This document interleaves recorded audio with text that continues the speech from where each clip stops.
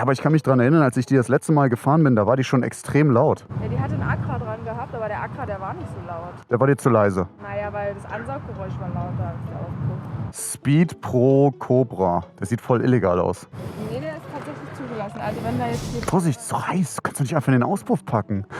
Bist verrückt, hä? Der ist nur warm. Das war jetzt mehr Glück als Verstand. Ein bisschen.